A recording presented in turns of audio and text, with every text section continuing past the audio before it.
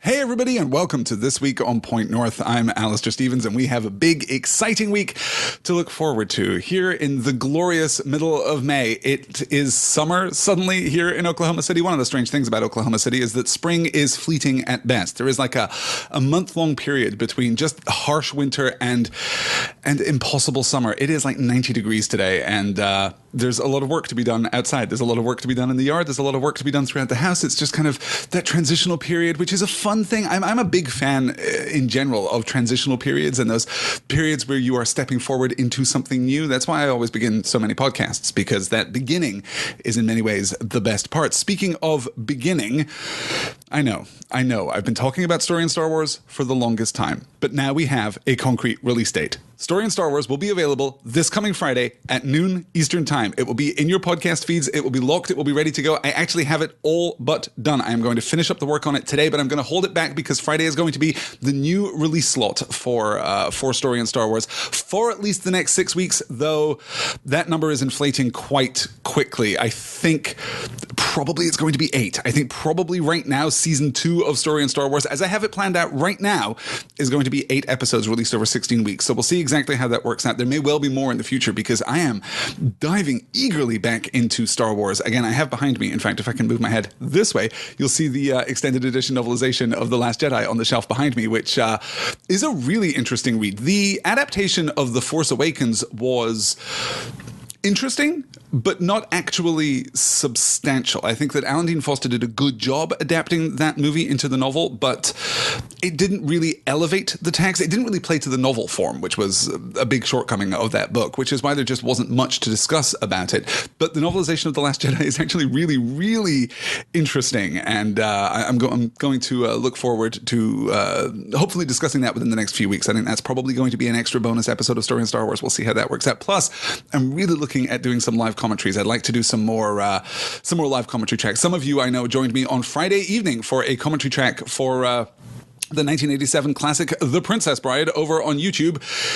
YouTube is not, despite its promises, all that we want it to be just yet. I'm going to continue to tinker with YouTube. I think we're going to do another live commentary track at some point within the next couple of weeks to test a different broadcast platform. Basically, right now, I'm hooking it into YouTube just through their Google Hangouts interface, which is fine, but is also generating some additional lag and some additional technical, just a technical framework that I have to kind of work around a little bit. But I have everything that I need here to actually do a direct broadcast feed through OBS, the open broadcast software. So I'm going to try that. We'll see how that works out. And that OBS plugin, that the OBS setup, the OBS framework, will also be compatible with Crowdcast. So we're going to have some fun over the course of the next couple of weeks, just doing some extra things, adding in some animation and maybe some chyrons and allowing my presentation of slides in particular to be a little more fluid, I guess. So Story in Star Wars, coming this Friday, episode 13 of Story in Star Wars on The Last Jedi. That episode is running around 40 minutes right now. It may wind up being a little longer. I had an extra thought.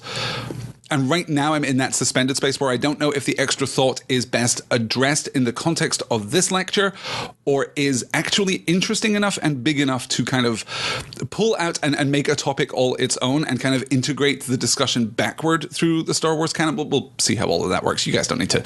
I'm sure you're not that interested in the story behind the scenes, but yes, Story in Star Wars this week and then every second Friday for the next 3 or 4 months, I guess. There's a lot of content coming in that feed. But that is not all that we are doing this week. Tonight, at 10 p.m. Eastern, 9 p.m. Central, we begin a brand new patron-exclusive book club discussion on Sherlock Holmes, which I am so looking forward to, you guys. I am so looking forward to it. I've been reading a ton of Sherlock Holmes over the weekend, just basking in the sunlight, reading Sherlock Holmes. It's a pretty good life, you guys. I'm really looking forward to that discussion. Tonight, we are going to frame Sherlock Holmes as a phenomenon. We're going to look back at the original novels. We're going to look, of course, at all of the short story collections. We're going to look at the Conan Doyle canon, if you like, the Canon Doyle of Sherlock Holmes. And then we're going to look at all of the many adaptations and what those adaptations have brought to our understanding of a character who I think eclipses all others in the modern era, right? If you think about characters who have had this degree of impact upon the pop cultural landscape, you are looking at characters like Robin Hood. You are looking at mythic characters more than you are looking at modern creations. And Sherlock Holmes, for me, absolutely stands apart. He is a compelling argument in favor of the public domainification of literature, of pop culture in all its forms, because, of course, we wouldn't have the BBC Sherlock. We wouldn't have the Guy Ritchie, Robert Downey Jr. Sherlock movies. We wouldn't have Elementary. We wouldn't have any of these things.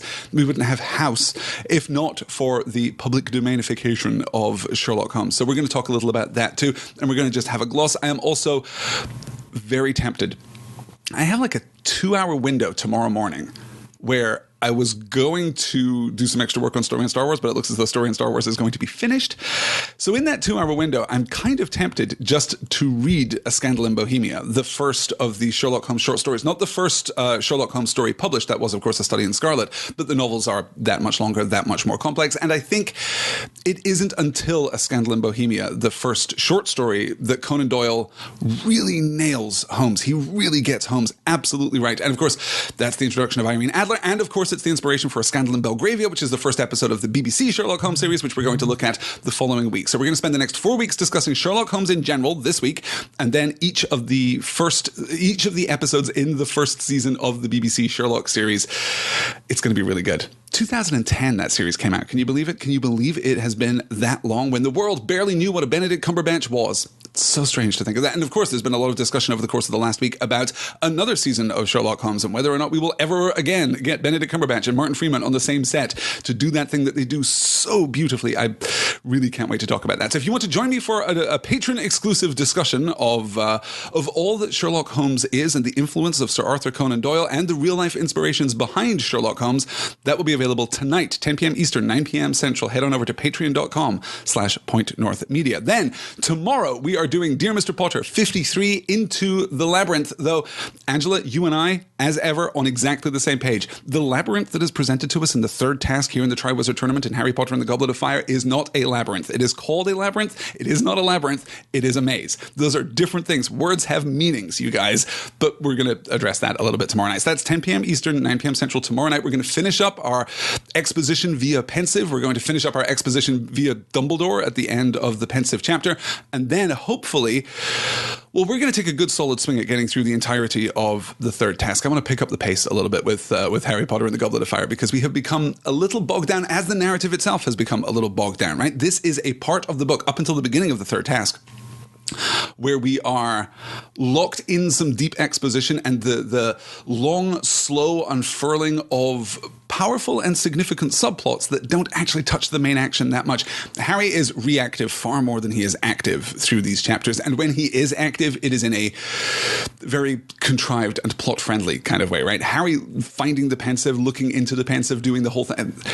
It's dramatically necessary, it's narratively necessary, but it's not completely compelling given Harry's history at Hogwarts. So all of that is to say we're going to pick up the pace a little bit and we're going to try and get through the third task. That is tomorrow evening. That is May the 8th. Dear Mr. Potter, 53 Into the Labyrinth, 10 p.m. Eastern, 9 p.m. Central. Then on Thursday, there and back again, 62, The Hands of a Healer, the second part of, just a great proverb, I suppose, that is presented to us in the context of Book 5 of The Lord of the Rings. The hands of the king are the hands of a healer. We're going to look at the Pyre of Denethor. We're going to look at the despair of Denethor, and we're going to look at his brilliant interaction with Gandalf in the aftermath of the Battle of the Pelennor Fields, and then we're going to move into the Houses of Healing and start to rebuild, start to count the cost of war. These are great and deep and thought-provoking chapters, and then, of course, we're going to move into the end of Book 5. We've got a few more chapters to go. We're going to spend 2 more weeks on Book 5 after this week, and then we're going to transition out to Book 6, and we're going to see the final climax with Frodo and Sam, and then move into our long, slow, elegaic denouement here. I can't wait to get to that material because it is some of the most stimulating, some of the most developed, some of the most textured work that we get in the entire book. The reason that the last part of Return of the King, basically the last book in the series, right? We spend 3 chapters with Frodo and Sam resolving the outstanding plot, and then the rest of the book is that long, slow dismount into the end of the story for all of our primary characters. I love that stuff, and we're going to spend a lot of time talking about it. Then we've got the appendices, and we've got the movies. We've got still a ton of material to cover in the Lord of the Rings. But this week, the Pyre of Denethor, we're going to look at what has happened to Denethor, what he has done, the powers and knowledge that he has touched in his Sarumanian fashion, I suppose, and we're going to talk about the houses of the houses of healing. That is going to be 10 p.m. Eastern, 9 p.m. Central on Thursday evening. That is May the 10th, and then, as I say, May the 11th. May the 11th be with you, as so many people on the internet have been known to say. Story in Star Wars will go out at noon Eastern. That is an absolute lock. That is a cast iron guarantee. That is going to be its regular release slot. I don't want to have Story in Star Wars bouncing around the schedule. I think that's probably a really terrible idea for my peace and well-being, if nothing else. So yes, that is going to go out. That is going to go out on Friday afternoon, and then stay tuned, because that will also contain within it the last little part that I've got to put together. Assuming that I spin this new thought out into a show all its own, the last little part that I have to put together is scheduling what I'm going to do over the next 6 weeks, I think, and looking at the topics that we're going to cover. There's going to be some more Rogue One discussion. There's going to be some more.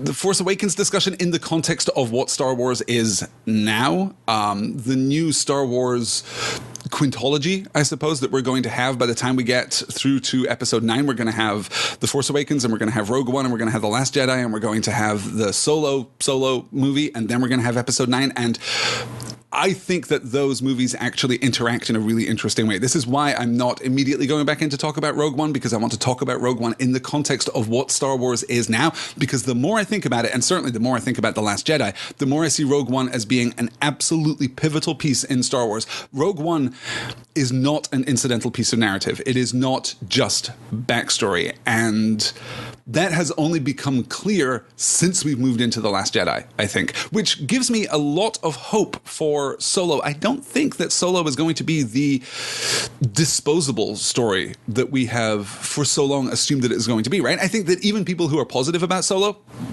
among whose ranks I include myself, right?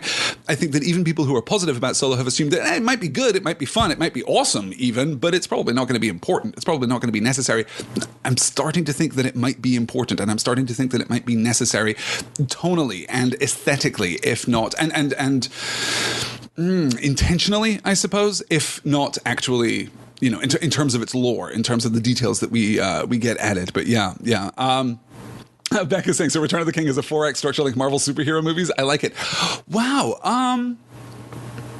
God, I think it's far more complicated than that, right? I think that, breaking down the actual structure of Return of the King is really, really tough. Yeah, the overall structure of The Lord of the Rings. And this, I think, is where Return of the King is the most challenging book that we have to interpret in terms of The Lord of the Rings, right? Because Fellowship's a piece of cake. You start at the beginning and you end at the end, and everything between is a continuous thread, right? You get a single plot thread that carries you from the very first page all the way through to the breaking of the Fellowship at Parth Galen, right? That's completely consistent and completely linear. Well, not completely linear, but mostly linear. And Tolkien goes some way to anchor us in Frodo's POV and to give us that experience from a Hobbit perspective, right? From this little perspective 3 feet off the ground. Then we get to the Two Towers, and of course we bifurcate the action in the Two Towers emphatically. We bifurcate it absolutely, in fact. And even then, there's some variation in Book 3 when we're focused on Aragorn and Legolas and Gimli, and we're also jumping out to focus on Merry and Pippin. So we've got the Ents and we've got the Men of the Rohirrim all coming into the action, but it's still pretty much a thread. The way that we bounce around at the beginning of Book 5 of The Lord of the Rings, the way that we break the chronology, which we're doing even in this week's reading, in fact, we're going to begin the Pyre of Denethor before the Battle of the Pelennor Fields is over. We started this last week with our first slide from that chapter, where we jump back to the Nazgul leaving the gate, right? The Witch King of Angmar leaves the gate, and Gandalf is about to give chase, and Pippin's like, no, but we actually have a situation with Faramir that you could really use your help. And Gandalf is conflicted in that moment, even though the reader already knows how this is going to turn out. So we're playing very fast and loose. Oh, okay, no. Let me be much more careful here. We are not playing fast and loose. To play fast and loose is to suggest a slapdash, indulgent, emotionally effective quality here, and that is absolutely not what we're doing. What we're doing instead is constructing this a temporal and chronological orrery, I suppose. Tolkien is wielding dramatic irony with such focus and such intent. Dramatic irony, for those of you who perhaps haven't heard that term recently or heard that term since high school, dramatic irony is the tension created between what the reader of a text knows and what the protagonist of a text knows. That is to say that as we move through Book 5 of The Lord of the Rings, we know all kinds of stuff because we keep jumping back in the chronology, right? We get the appearance of the Riders of Rohan, and then we cut back to see how the Riders of Rohan got there. Then we get the winning of the Battle of Pelennor Fields, and we cut back to see how Pippin and Gandalf feel about the Battle of the Pelennor Fields before it's even resolved, and so on and so forth. Tolkien is creating space there for dramatic irony that allows us to lean into that mythic mold, because, of course, when we're telling myths and legends, the content of the story is generally not going to be surprising. It's generally not going to be news to you. If someone tells you a story of Theseus or of Perseus or of Robin Hood or of Sherlock Holmes, even if it's a story that you read before, you're not necessarily going to be enchanted by the unfolding plot. This is, of course, my big argument, which I've given before in this context, so I'm just going to gloss very briefly, but this is my big argument against the way that the internet in particular venerates spoilers and spoiler culture. Spoilers can't ruin a story. Your first experience of a story can be altered by a foreknowledge of what is to come, but strong stories survive despite the categorical knowledge of the audience. We know every detail of these great unfolding myths. We know every detail of Aesop's fables or of Arthurian legend or, whatever it is, or The Lord of the Rings, if you've read The Lord of the Rings 50 times, as I have. We know every detail of this story, and yet the story still works its magic. The story still has its effect. It will still have its emotional way with us, if you like. And that kind of rejects the idea that spoilers can that spoilers can ruin something. That to know the end of a story, to know the solution to the puzzle, if that actually does legitimately trash your experience of a given story, then the story just wasn't that good to begin with. And this, I think, is part of where we might draw the distinction in the great and storied career of M. Night Shyamalan, right? If you know the twist of The Sixth Sense, it doesn't ruin The Sixth Sense to know that twist. If you know the twist of Unbreakable, it doesn't ruin the movie. Quite the opposite, in fact. I would argue that Unbreakable is a much stronger movie in subsequent viewings once you know what is happening.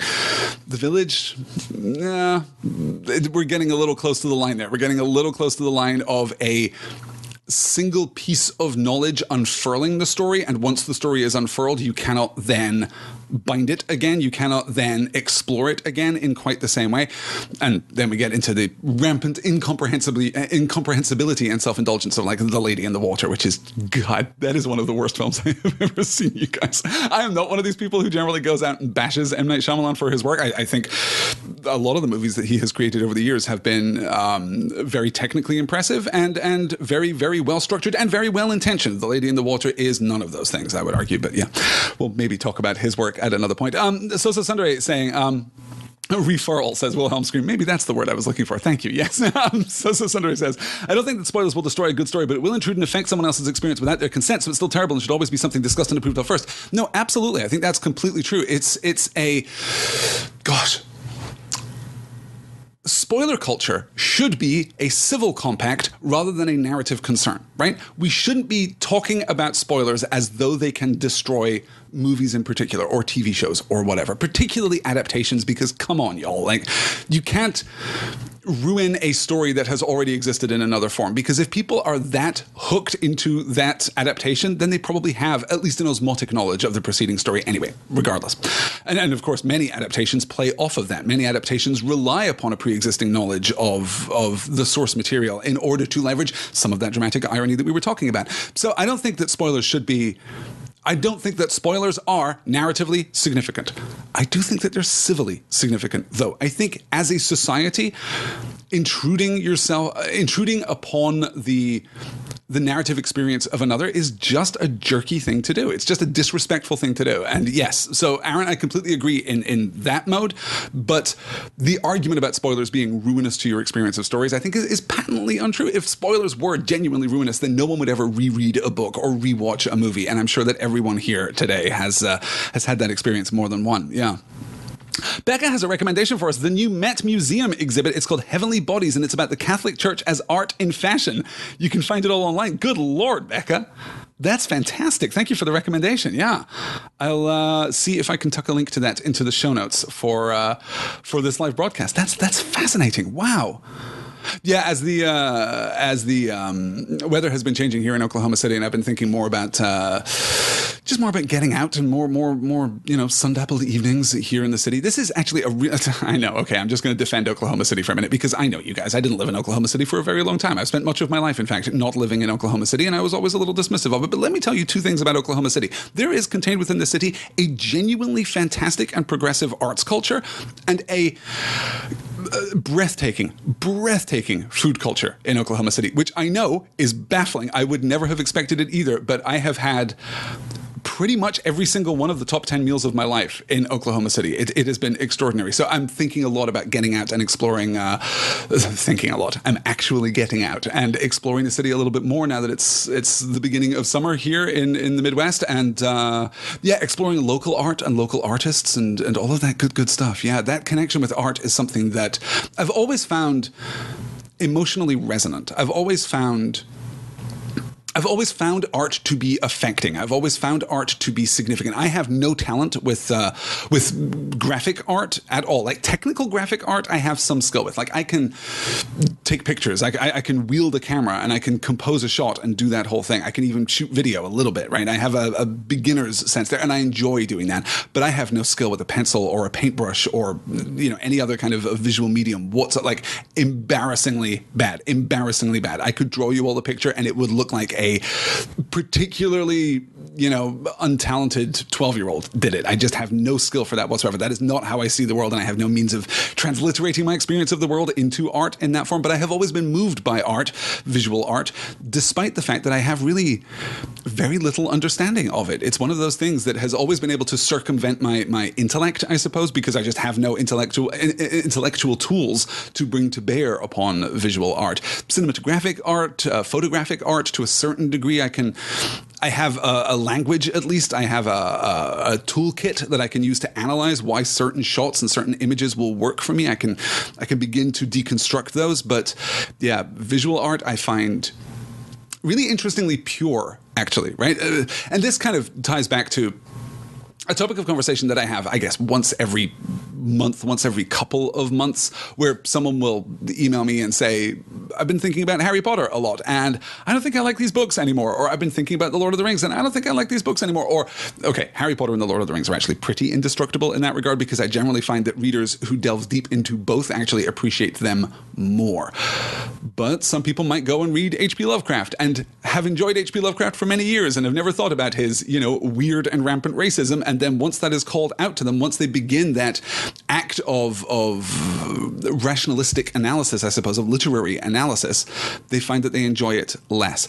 I have never believed that analyzing something, that understanding something deprives it of its magic. I have always found in my life that the more I understand something, the more awestruck I can be by it, right? And I can equate this out to visual art, in which I have no grounding whatsoever, right? I can look at an oil painting and go, wow, that is amazing. And I get the effect of the oil painting. What I don't get is the understanding of what went into the oil painting. I can look at the statue of Michelangelo's David, right? And be awed by it, or the Three Graces, right? And be awed by it, but I don't really have a sense of what went into it. That might be, I'm sure it's not in either case, but that might be super easy. Like, it might just be really, really easy to carve marble into these gorgeous and flowing and exquisite and evocative shapes. I don't know. But I do know stories. And when I can get into a story and unpack it, I generally find more to love and more to enjoy and more reward from that story. And this is kind of tying back to, I guess we talked about this, was this maybe last week we were talking about the difference between constructive and destructive analysis? I suppose it was actually in the context of Harry Potter, right?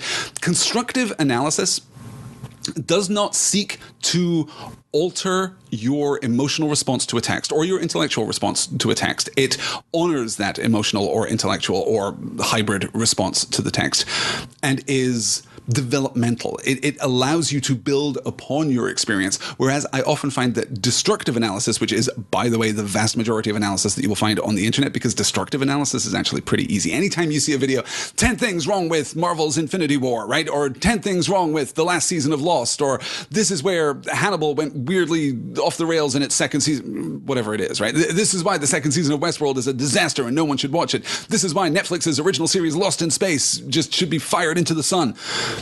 That stuff's a piece of cake. That stuff's real easy. Destructive analysis allows you to or encourages you, demands that you open cracks in the foundation of your authentic response and undermines it, just undercuts it, just brings it to a state of collapse. And I'm just never really interested in that. Constructive analysis is that much harder, but it respects the thing which ought to be respected above all others. If you're going to talk about stories, then you need to honor the response to stories. That's otherwise, what are we doing? Like, what the hell are we doing at that point?